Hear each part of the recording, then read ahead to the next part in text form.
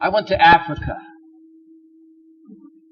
and it was one of the most moving experiences of my life. And I had an experience of relationship there that I would like to share with you and sing about. And I won't tell you the story, I'll just sing the song. I wrote the song to sound sort of like a saloon song.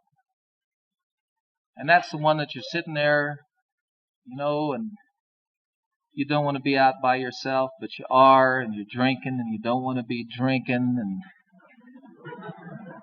it's just terrible. And a song comes on the jukebox, and the song is so sad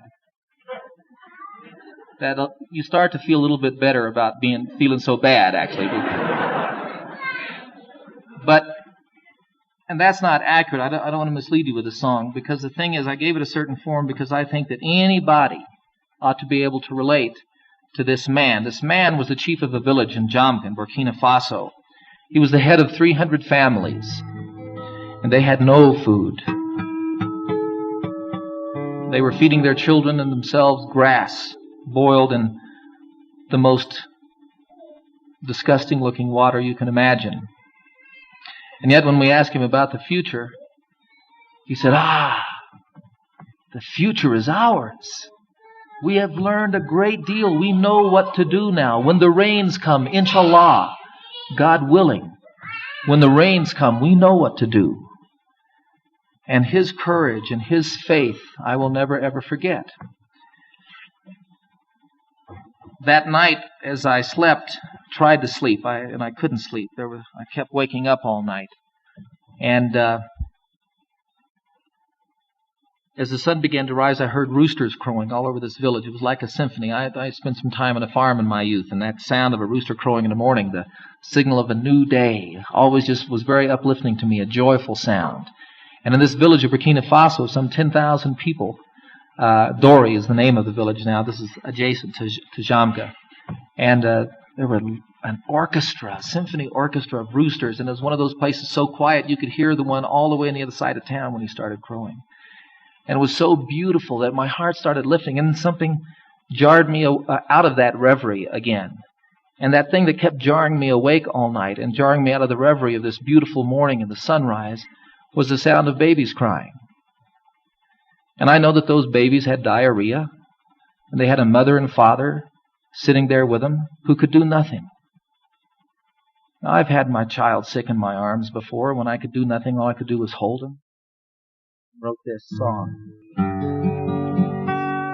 African sunrise, shine on a brand new day. African sunrise, shine on a brand new way. Give us a beautiful morning and give us a brand new beginning, all on our own. African sunrise, shine on my Africa home. In this hour of quiet contemplation, the stillness of the dawning calms my mind. I face the day with heartfelt exaltation. The light is both a promise and a sign.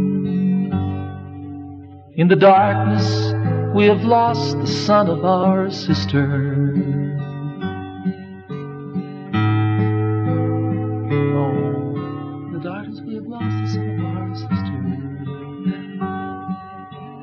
What? Shh.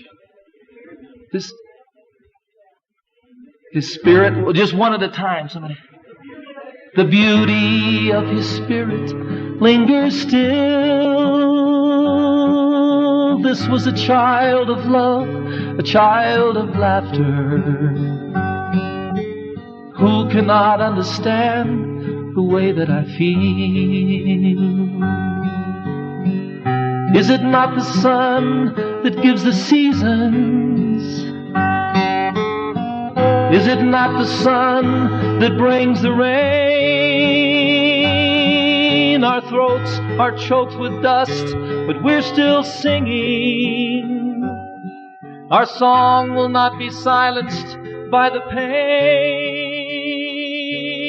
And all around the village I can hear the roosters crowing. There was a time it was like music to my ears. Now all I can hear is the sound of hungry babies crying. I pray for rain to wash away their tears. African sunrise, shine on a brand new day. African sunrise, shine on a brand new way. With one who'll be our partner, and one who'll be our brother, and teach us to know. African sunrise, smile on my African home. African sunrise, shine on my Africa home. African sunrise.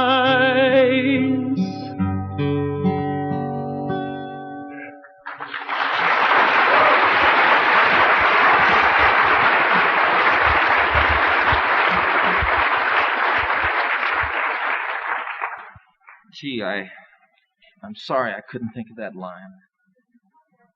I hate it when that happens.